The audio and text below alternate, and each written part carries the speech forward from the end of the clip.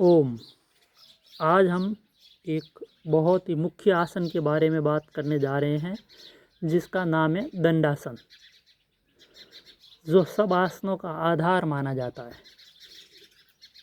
तो हमें दंडासन को सही रूप से करना आना चाहिए। तो दंडासन क्या है, इसके बारे में थोड़ी जानकारी देते हैं। बैठकर किए जाने वाले सभी योग आसनों का आधार माना जाता है। संस्कृत में दंड का अर्थ छड़ी या लाठी होता है और आसन का अर्थ बैठने की मुद्रा। इस आसन में शरीर की स्थिति एक सीधी छड़ी की तरह दिखाई देती है, जो मुख्य रूप से रीढ़ की हड्डी को सीधा और मजबूत करने में मदद करती है। ये रीढ़ की हड्डी के लिए और पाचन तंत्र के लिए सबसे बढ़िया आसन है। अब है दंडासन करने की विधि। शुरुआत कैसे करें? ज़मीन पर योगा मैट बिछाकर बैठ जाएं और दोनों पैरों को सामने की तरफ सीधा फैलाएं। पैरों की स्थिति, दोनों पैरों को आपस में सटाकर रखें। पैरों की अंगुलियों को अपनी तरफ ऊपर से अपनी तरफ खींचें और एड़ियों को बाहर की तरफ धकेलें। दोनों हाथों की स्थिति, अपनी दोनों हथेलियों को नितंबों के बगल में ज़मीन पर टिकाएं। अंगुलियां सामने पैरों की तरफ होनी चाहिए। रीढ़ की स्थिति, रीढ़ को सीधा करें। कमर और गर्दन सीधी एक डंडे की तरह सीधी होनी चाहिए। हथेलियों से ज़मीन को हल्का सा दबाते हुए अपनी रीढ़ की हड्डी और पीठ को बिल्कुल सीधा 90 डिग्री पर करें। कंधों को ढीला छोड़ें और छाती को थोड़ा बाहर की ओर खोलें। टाइटनेस नहीं, तनाव नहीं, खिंचाव नहीं रखना। दृष्टि सामने की ओर सीधे देखें या अपनी गर्दन को थोड़ा झुकाकर दृष्टि को नाक के अग्रभाग पर केंद्रित करें।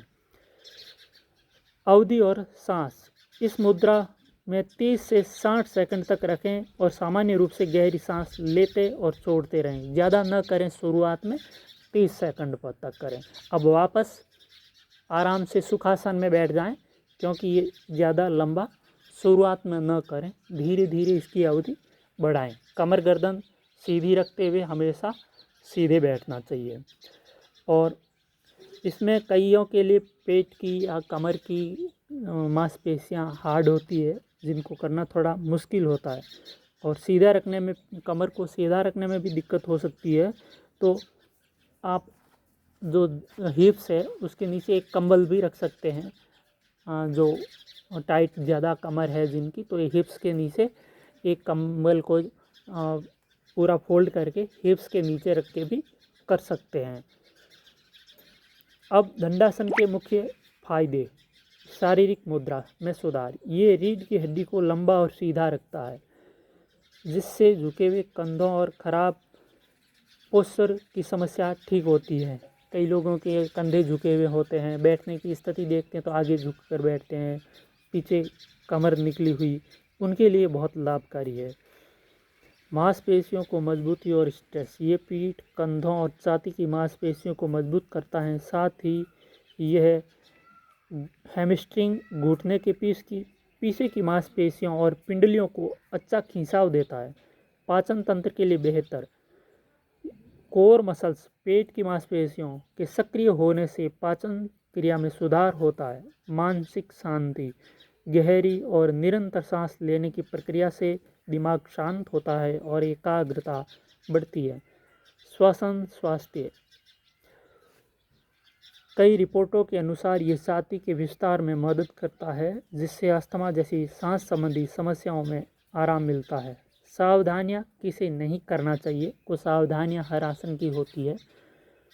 यदि आपके लोअर बैक, कमर के निचले हिस्से या कलाई में चोट हो तो इस आसन को करने से बचें।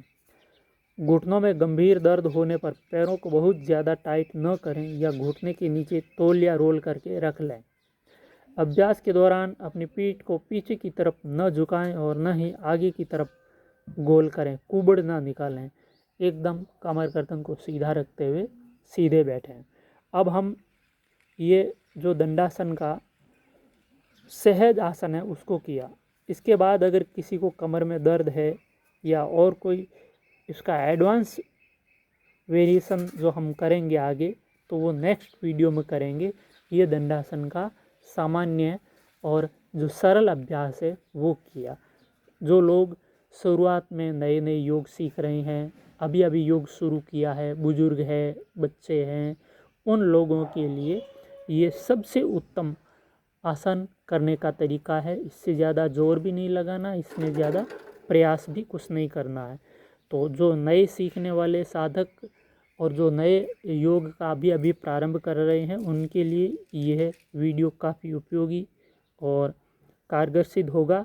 इस वीडियो को ज़्यादा से ज़्यादा अपने लोगों तक फैलावें ताकि सभी लोग योग करना सीखें, और चैनल को सब्सक्राइब करें, जिसके माध्यम से हमारी आने वाली प्रत्येक वीडियो आप तक आसानी से पहुंच जाए और आप अपनी योग यात्रा को सही रूप से प्रारंभ कर पाएँ।